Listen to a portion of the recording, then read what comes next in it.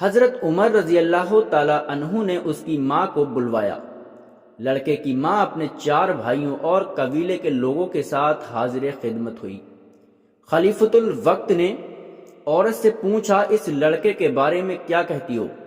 عورت نے کہا، یہ لڑکا سراسر جھوٹ بول رہا ہے، میں نہیں جانتی کہ یہ کون ہے اور کس قبیلے سے ہے اور کیسے مجھے اپنی ماں سمجھتا ہے، جبکہ میں ابھی تک غیر شادی شدہ ہوں۔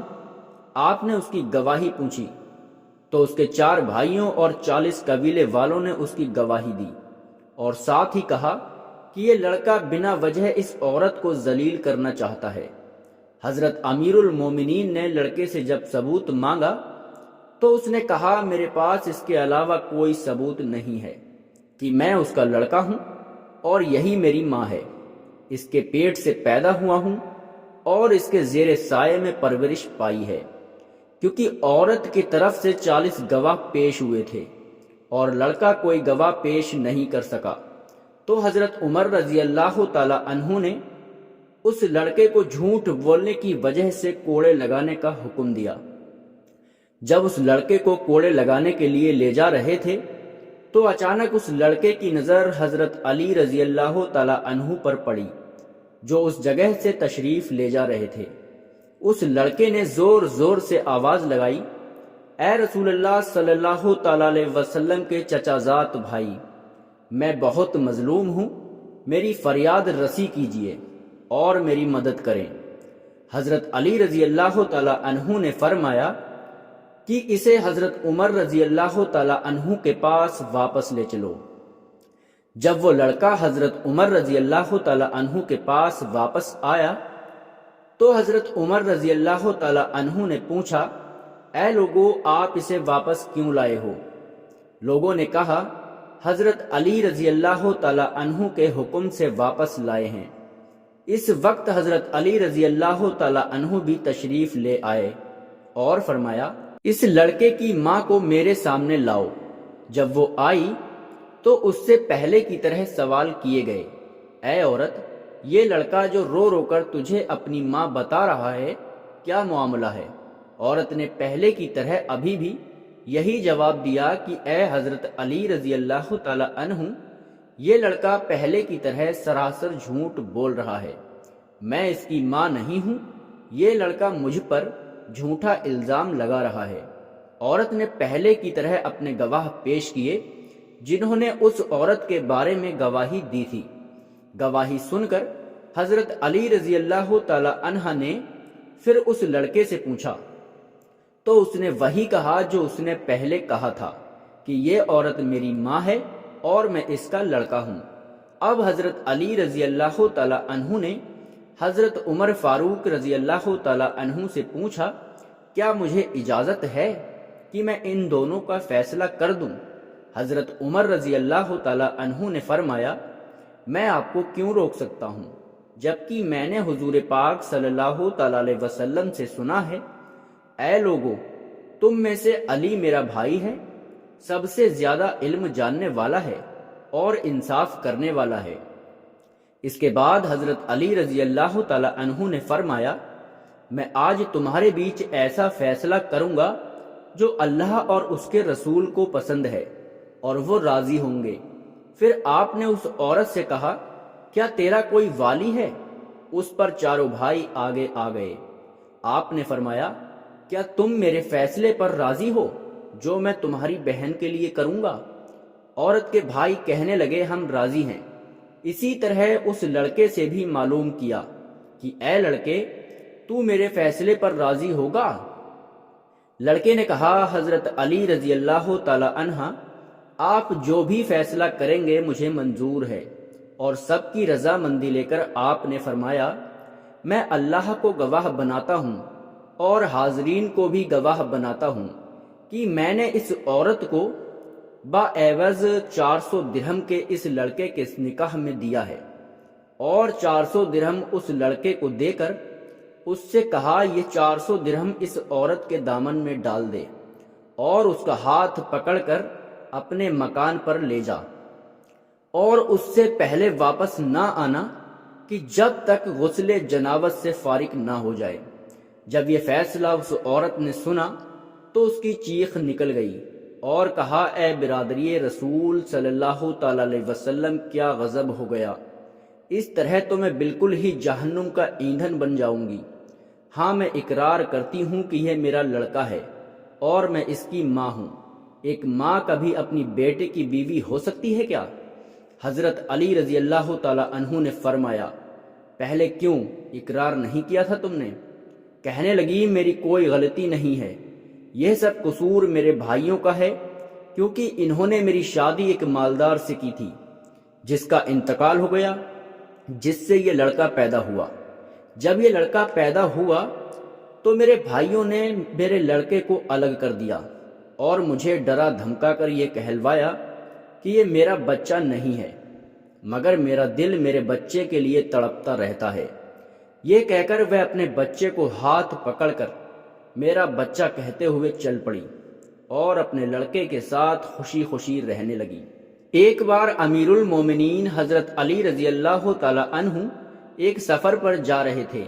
راستے میں ایک جگہ تھوڑا آرام کرنے کے لیے اور کچھ ضرورتیں پوری کرنے کے لیے ٹھہرے۔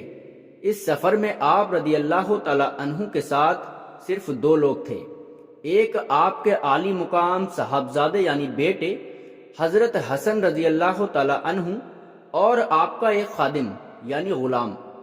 آپ نے جسم کو کسی حملے سے بچانے کے لیے یعنی کسی ان ایکسیپٹڈ حملے سے بچنے کے لیے اس وقت لوگوں کو سفر میں نکلنے سے پہلے بھی لوہے کا لباس یعنی زرہ پہننا پڑتا تھا۔ جب ان دونوں کی نظر پڑی تو ذرا دیر سے نظر پڑی کہ ایک شخص آیا اور اس نے حضرت علی رضی اللہ تعالی عنہ کے اس قیمتی لباس کو اٹھایا اور اسے لے کر وہ تیزی کے ساتھ بھاگا اور ایک تیز رفتار گھوڑے پر سوار ہو گیا جو اس نے قریب ہی کھڑا کیے ہوئے تھا۔ ان دونوں نوجوانوں نے چاہا کہ اسے پکڑ لیں مگر نہیں پکڑ سکے، ہاں لیکن اسے پہچان ضرور لیا۔ یہ شخص ایک جانا پہچانا انسان تھا، یہودیوں کا ایک عالم تھا، اور جب اس نے ایسی حرکت کی تو یہ دونوں حیران رہ گئے۔ حضرت علی رضی اللہ تعالی عنہ جب نیند سے بیدار ہوئے یعنی نیند سے جاگے تو ان دونوں نے بتایا کہ آپ کی زرہ ہماری آنکھوں کے سامنے فلاں آدمی چرا کر لے گیا ہے، یہ جرم ہوا۔ اور یہ جرم کس کے ساتھ میں ہوا؟ وقت کے سب سے طاقتور حاکم یعنی خلیفہ کے ساتھ ہوا۔ حضرت علی رضی اللہ تعالی عنہ اس وقت امیر المومنین تھے، چوتھے خلیفۃ الراشدان میں سے تھے، اور اس وقت کی دنیا کی 2 سب سے بڑی طاقتیں حضرت علی رضی اللہ تعالی عنہ کا ان پر سکہ چل رہا تھا۔ آپ رضی اللہ تعالی عنہ چاہتے تو چند لمحوں کے اندر اس انسان کو گرفتار کروا کر کڑی سے کڑی سزا دے سکتے تھے، لیکن انہوں نے کہا کہ اسلام مجھے قانون اور شریعت کو اپنے ہاتھ میں لینے کی اجازت نہیں دیتا، قانون کو اپنے اصولوں کے ساتھ کام کرنا چاہیے۔ لہذا آپ رضی اللہ تعالی عنہ ایک عام شہری کی طرح ایک عدالت کے اندر شکایت کی عرضی لے کر پہنچے۔ اس عدالت کا جج قاضی شرح تھا، جو آپ حضرت علی رضی اللہ تعالی عنہ اور حضرت عثمان غنی رضی اللہ تعالی عنہ دونوں کا شاگرد یعنی اسٹوڈنٹ رہ چکا تھا۔ قاضی شرح نے دونوں فریقوں کو حاضر ہونے کا حکم جاری کیا۔ جو شکایت کرنے والے تھے یعنی حضرت علی رضی اللہ تعالی عنہ انہیں بھی بلایا، اور جس کے خلاف مقدمہ درج کیا گیا تھا یعنی جومر کو بھی بلایا۔ مقدمے کی کارروائی شروع ہوئی۔ اسلام کا ایک اصول ہے اور پوری دنیا کے عدالت ہی نظام نے اسلام کے اصول کو قبول کیا ہے کہ جو شکایت کرتا ہے اس کا ذمہ ہوتا ہے کہ وہ ثبوت پیش کرے، لیکن قاضی شرح نے حضرت علی رضی اللہ تعالی عنہ کو یہ حکم دیا کہ اے ابو الحسن کھڑے ہو جائیے، آپ کی ہی شکایت پر آپ کو بلایا گیا ہے۔ آپ نے نامزد شکایت پیش کی ہے کہ اس شخص نے آپ کی زرہ چرائی ہے، آپ ثبوت پیش کریں، اور جو گواہی آپ کے پاس ہیں اسے بھی پیش کریں۔ حضرت علی رضی اللہ تعالی عنہ نے اشارہ کیا اپنے صاحبزادے حضرت حسن رضی اللہ تعالی عنہ کی طرف۔ حضرت حسن رضی اللہ تعالی عنہ کھڑے ہوئے اور گواہی دینے والی جگہ پر پہنچے، انہوں نے قاعدے کے مطابق اپنا تعارف دیا، یعنی اپنا پتہ بتایا۔ میں حسن ابن علی ہوں، اور میں اس سفر میں اپنے والد حضرت علی کے ساتھ تھا، اور میں نے اپنی آنکھوں سے دیکھا جب فلاں جگہ پر یہ واقعہ پیش آیا۔ جب میرے والد محترم آرام کرنے کے لیے لیٹے ہوئے تھے، یہ شخص آیا اور اس نے تیزی سے زرہ اٹھائی اور اسے لے کر بھاگا۔ میں اور میرے ساتھ ایک آدمی اور تھا، ہم نے اسے پکڑنے کی کوشش کی مگر ہم ناکامیاب رہے، مگر ہم نے اسے پہچان لیا۔ میں گواہی دیتا ہوں کہ اسی شخص نے میرے والد کی زرہ چرائی ہے۔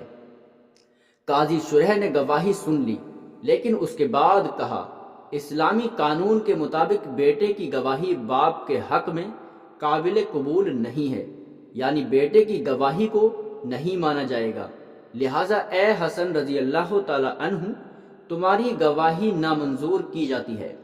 حضرت حسن رضی اللہ تعالی عنہ چپ چاپ بیٹھ گئے۔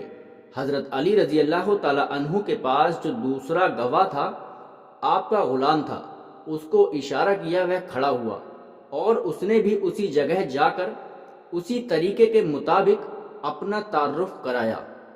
اس کے بعد اس طرح گواہی دی۔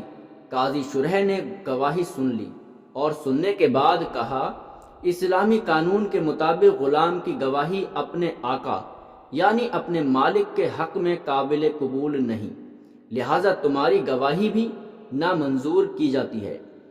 اور اے ابو الحسن، اگر آپ کے پاس اور کوئی گواہی ہو تو لے آئیے۔ حضرت علی رضی اللہ تعالی عنہ کھڑے ہوئے اور کہا، قاضی صاحب، میرے پاس ان دو گواہوں کے علاوہ اور کوئی گواہ نہیں۔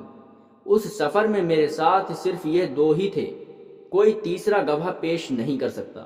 مدعے کی بات سن لی گئی اور اب جو دوسرا فریق تھا اس کی باری آئی۔ قاضی شرح نے موقع دیا اور کہا، جو عمر، تم اپنی صفائی میں جو کچھ کہنا چاہتے ہو کہو۔ اس نے کہا کہ یہ الزام بالکل جھوٹ اور غلط ہے، میں نے ان کی کوئی زرہ نہیں چرائی، اور یہ بالکل جھوٹی شکایت ہے جو آپ کی عدالت میں درج کی گئی ہے۔ یہ سنتے ہی حضرت علی نے کہا کہ کیا تم قانون کے مطابق حلف لے کر قسم کھا کر یہ بات کہہ سکتے ہو؟ اس نے کہا، ہاں کیوں نہیں، جو بھی قسم کھانے کو کہیں میں کھا سکتا ہوں، اور میں قسم کھا کر کہتا ہوں کہ یہ زرہ میری ہے اور یہ الزام اور بے بنیاد ہے۔ قانون کا کام پورا ہو گیا، مدعی علی اپنا دعویٰ ثابت نہیں کر سکے۔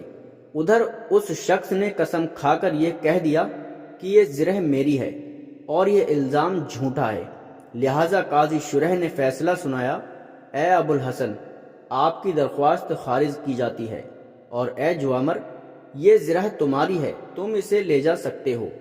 مقدمہ ختم۔